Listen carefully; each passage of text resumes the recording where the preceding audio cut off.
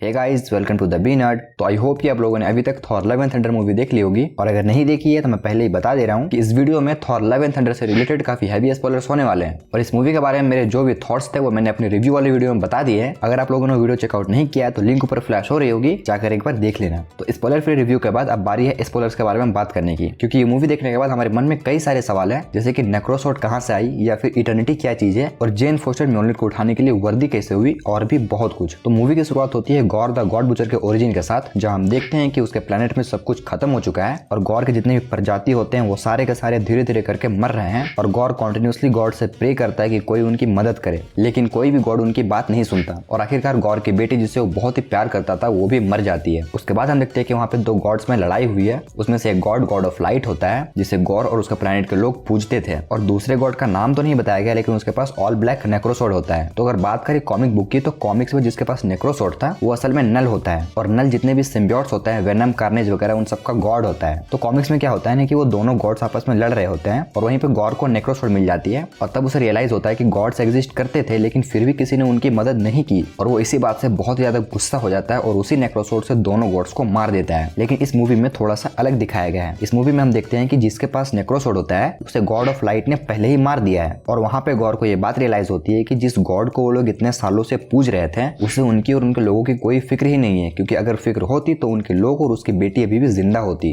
और इस बात से गॉर बहुत ज्यादा गुस्सा होता है और वहां पे पड़े नेक्रोसॉर्ड से उस गॉड को मार देता है, और कसम खाता है कि इस दुनिया जमाने में जितने भी गॉड्स एग्जिस्ट करते हैं वो उन सबको चुन चुन के मारेगा, और वो निकल जाता है सारे गॉड्स को मारने के लिए। उसके बाद एंट्री होती है थॉर और गार्डियंस ऑफ द गैलेक्सी की। हम देखते हैं कि वो एक ऐसे प्लेनेट में होता है जहाँ के गॉड को ऑलरेडी गॉर ने मार दिया है, और क्योंकि उस प्लेनेट पे अब कोई गॉड एग्जिस्ट नहीं करता, इसलिए वहाँ पे कुछ लुटेरे हमला कर देते हैं, और थॉर और गार्डियंस ऑफ द गैलेक्सी मिलकर उन सारे लुटेरे को मार देते हैं। और इसी बात से खुश होकर वहाँ का जो राजा होता है वो उन्हें दो गोट्स देता है, टूथ गैसनर और टूथ ग्राइंडर, जो कि कॉमिक बुक से ही इंस्पायर्ड है। और अभी तक थॉर को गॉर द गॉड बुचर के बारे में कुछ भी पता नहीं है। तभी वहाँ पे लेडी सिफ का एक मैसेज आता है कि गॉर द गॉड बुचर नाम का एक एलियन इस पूरे यूनिवर्स के गॉड्स को एक एक करके मार रहा है, और अब वो न्यू एसगार्ड की तरफ जा रहा है थॉर को ढूंढते हुए, क्योंकि गॉर द गॉड बुचर ने एक प्लान बनाया है कि इस पूरे यूनिवर्स में इतने सारे गॉड्स को मारने में उसे काफी टाइम लग जाएगा। इसलिए वो इटर्निटी नाम के एक बीइंग के पास जाने की कोशिश करता है, जिससे वो अपनी कोई भी विश पूरी करवा सकता है। लेकिन इस काम के लिए उसे स्टॉर्म ब्रेकर की जरूरत पड़ने वाली है, क्योंकि स्टॉर्म ब्रेकर बायफ्रोस्ट ओपन कर सकता है, और इसलिए वो थॉर को ढूंढते हुए न्यू एसगार्ड पहुंचता है। तो अगर आपको इटर्निटी के बारे में नहीं पता तो मैं आपको बता दूं कि इटर्निटी मार्वल कॉमिक्स में एग्जिस्ट करने वाला एक कॉस्मिक एंटिटी होता है, जो इस पूरे मल्टीवर्स से भी पहले क्रिएट हुआ था, और ये बहुत ज्यादा पावरफुल होता है, बहुत ही ज्यादा। लेकिन कॉमिक्स में इसका काम थोड़ा अलग होता है, वो लोगों की विशेष पूरी नहीं करता, बल्कि इसका अपीयरेंस हमें तब देखने को मिलता है जब मल्टीवर्स बहुत ही बड़े खतरे में हो। बाय द वे, थॉर को जैसे ही पता चलता है कि गॉर न्यू एसगार्ड जाने वाला है, वो गॉर को अपने साथ लेता है और न्यू एसगार्ड पहुंच जाता है, और गार्डियंस ऑफ द गैलेक्सी का सफर यहीं तक होता है, वो दोबारा स्पेस में चले जाते हैं।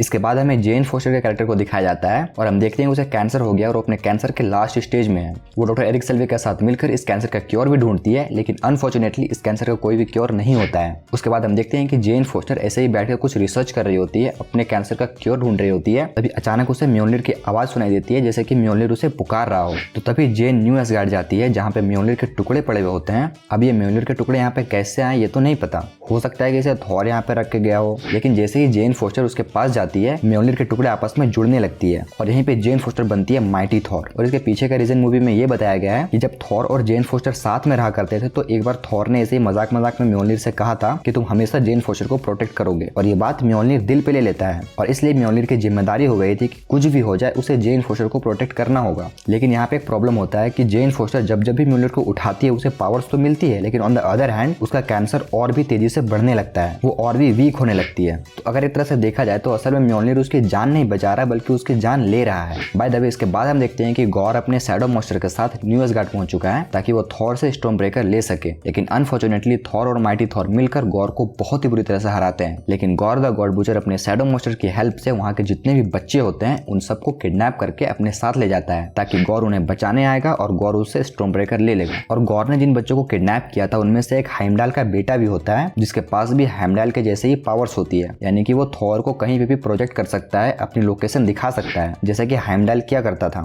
और उसके इसी पावर्स की वजह से थॉर को ये बात पता चल जाता है कि गॉर उन सारे बच्चों को लेकर शैडो रिल्म गया है, जो कि बहुत ही डरावना प्लेनेट है। उसके बाद थॉर ये डिसाइड करता है कि उन्हें एक आर्मी बनानी होगी गॉर द गॉड बुचर से लड़ने के लिए, क्योंकि गॉर बहुत ज्यादा पावरफुल हो चुका है। और इसलिए वो ओमनीपोटेंट सिटी जाता है, जहाँ पे ज़्यूस रूल करता है। और वहाँ पे जाने के बाद थॉर ज़्यूस से बोलता है कि हम सबको मिलकर गॉड द गॉड बुचर को हराना होगा क्योंकि वो सारे गॉड्स को मार रहा है। लेकिन ज़्यूस साफ इनकार कर देता है क्योंकि उसे पता था कि गॉर के पास नेक्रोसॉर्ड है और वो उससे किसी को भी मार सकता है, इवन गॉड को भी, इसलिए वो उसका साथ चलने से मना कर देता है। लेकिन यहाँ पे सबसे बड़ा ट्विस्ट तब आता है जब ज़्यूस थॉर को भी वहां से जाने नहीं देता है। लेकिन यहाँ पे सबसे बड़ा सवाल ये आता है कि आखिर ज़्यूस थॉर को जाने से क्यों रोकेगा? उसे मरना है तो मरे, वो जाए गॉर से लड़े, लेकिन वो थॉर को वहां से जाने से रोकता है क्योंकि गॉर को ओमनीपोटेंट सिटी के बारे में पता नहीं होता है। तो अगर Thor God the God butcher के पास जाएगा तो गॉर को नेक्रोसॉर्ड से ये पावर मिली है कि वो किसी का भी दिल और दिमाग पढ़ सकता है। तो इसी के जरिए गॉर को ये पता चल जाएगा कि ओमनीपोटेंट सिटी भी एग्जिस्ट करती है और वहाँ पे कई सारे गॉड्स भी एग्जिस्ट करते हैं, जिसके जरिए गॉर वहाँ पे आके सारे गॉड्स को मार सकता है। इसलिए ज़्यूस थॉर को जाने से रोकता है और इसी की वजह से उन दोनों के बीच एक फाइट होती है जिसमें ज़्यूस गॉर को मार देता है और इसी बात से गुस्सा होकर थॉर ज़्यूस के थंडरबोल्ट से ही ज़्यूस को भी मार देता है। लेकिन इसी के बाद हमें ये पता चलता है कि कॉर्ग असल में मरा नहीं है, सिर्फ उसकी बॉडी डिस्ट्रॉय हुई है जिसे वो फिर से रीजनरेट कर सकता है, जैसे कि ग्रूट करता है। उसके बाद ज़्यूस का थंडरबोल्ट वैल्करी ले लेती है और वो सब निकल जाते हैं गॉर द गॉड बुचर को मारने के लिए और वो लोग फाइनली शैडो रेल्म पहुंच जाते हैं, जहां जाते ही सब कुछ ब्लैक एंड व्हाइट हो जाता है और वहीं पे थॉर, वैल्करी और माइटी थॉर गॉर से लड़ते हैं। लेकिन इस लड़ाई में वैल्करी जो होती है वो बहुत ही बुरी तरह से घायल हो जाती है और इसलिए वो लोग को अनफॉर्चुनेटली अर्थ वापस जाना पड़ता है ताकि वैल्करी को बचा सके। लेकिन वहां से जाते जाते गॉर फाइनली थॉर से स्टॉर्म ब्रेकर छीन लेता है और वो स्टॉर्म ब्रेकर लेकर निकल जाता है गेट ऑफ इटर्निटी की तरफ और थॉर और उसकी टीम वापस अर्थ पहुंच जाती है। और अर्थ पहुंचते ही थॉर को यह बात पता चलता है कि जेन फोस्टर पहले से और भी ज्यादा कमजोर हो चुकी है म्योल्निर को यूज करने की वजह से, और अगर वो फिर से म्योल्निर को उठाएगी तो हो सकता है कि उसकी जान भी चली जाए। इसलिए थॉर बोलता है कि तुम लोग यहीं रहो, मैं अकेले गॉर के पास जाऊंगा और बच्चों को और स्टॉर्म ब्रेकर को छुड़ा के ले आऊंगा। और वो ज़्यूस का थंडरबोल्ट लेके अकेले ही निकल जाता है और वहां जाने के बाद थॉर देखता है कि गॉर स्टॉर्म ब्रेकर का यूज करके गेट ऑफ इटर्निटी खोल रहा है। तभी वहां पे जितने भी बच्चे होते हैं वो उन सबको पावर दे देता है ताकि वो गॉर द गॉड बुचर के शैडो मॉन्स्टर से लड़ सके और इन्हीं के बीच गॉर ऑलमोस्ट थॉर को हरा देता है। तभी वहां पे एंट्री होती है माइटी थॉर की और उसके बाद थॉर स्टॉर्म ब्रेकर को रोक लेता है गेट ऑफ इटर्निटी खोलने से, लेकिन तब तक बहुत ही देर हो चुका होता है क्योंकि गेट ऑफ इटर्निटी खुल जाता है। उसके बाद थॉर स्टॉर्म ब्रेकर की हेल्प से बच्चों को अर्थ में भेज देता है और माइटी थॉर के साथ मिलकर गॉर द गॉड बुचर के नेक्रोसॉर्ड को तोड़ देता है। और उसके बाद हम देखते हैं कि नेक्रोसॉर्ड टूट तो जाता है लेकिन वो म्योल्निर के साथ मर्ज हो जाता है, जिसके चलते माइटी थॉर और भी ज्यादा वीक हो जाती है और नेक्रोसॉर्ड के डिस्ट्रॉय हो जाने के बाद गॉर भी बहुत ज्यादा वीक हो जाता है और वो गेट ऑफ इटर्निटी की तरफ बढ़ने लगता है और उसके पीछे पीछे थॉर और जेन फोस्टर भी पहुंच जाते हैं। उसके बाद थॉर गॉर को समझाता है कि प्लीज गॉड्स को मत मारो, उन्हें मारने से तुम्हें कुछ नहीं मिलेगा, अगर तुमको तुम्हारी विश मिली है तो तुम उससे अपनी बेटी को वापस ला सकते हो। और थॉर उससे और लड़ना भी नहीं चाहता था क्योंकि जेन फोस्टर मर रही थी और उसका आखिरी वक्त में वो उसके साथ रहना चाहता था। लेकिन गॉर बोलता है कि मैं तो मर जाऊंगा तो मैं अपनी बेटी को वापस लाके क्या करूंगा, फिर उसे कौन संभालेगा। तो थॉर उसे प्रॉमिस करता है कि मैं तुम्हारी बेटी को अपने साथ रखूंगा और इसलिए गॉर मान जाता है। वो गॉड्स को मारने के बजाय अपनी बेटी को वापस ले आता है। ऑन द अदर हैंड हम ये देखते हैं कि जैसे ओडिन की डेथ हुई थी वो हवा में उड़ गए थे, सेम वैसे ही जेन फोस्टर की भी डेथ हो जाती है और उसी के साथ गॉर द गॉड बुचर भी मर जाता है। और इस मूवी के एंड में हम देखते हैं कि थॉर और गॉर की बेटी साथ में रह रहे होते हैं और हमें यहाँ भी पता चलता है कि गॉर की जो बेटी होती है उसके पास भी सुपर पावर्स आ चुकी हैं। और इसी के साथ ही साथ हम ये देखते हैं कि थॉर के पास अब स्टॉर्म ब्रेकर भी है और म्योल्निर भी है और यहीं पे ये मूवी खत्म हो जाती है। और अब बात करते हैं फिल्म के मिड क्रेडिट सीन के बारे में। तो मिड क्रेडिट सीन में हम ये देखते हैं कि ज़्यूस मरा नहीं है बल्कि जिंदा है और वो थॉर से बहुत ही ज्यादा गुस्सा होता है और वो बोलता है कि जब से ये सुपर हीरोज आए हैं गॉड्स को तो कोई याद ही नहीं करता, सब सुपर हीरोज को ही याद करते हैं। और ये सब बात ज़्यूस हरक्यूलिस को बताता है जो कि ज़्यूस का बेटा होता है और ज़्यूस हरक्यूलिस को बोलता है कि तुम थॉर को जाके मारोगे।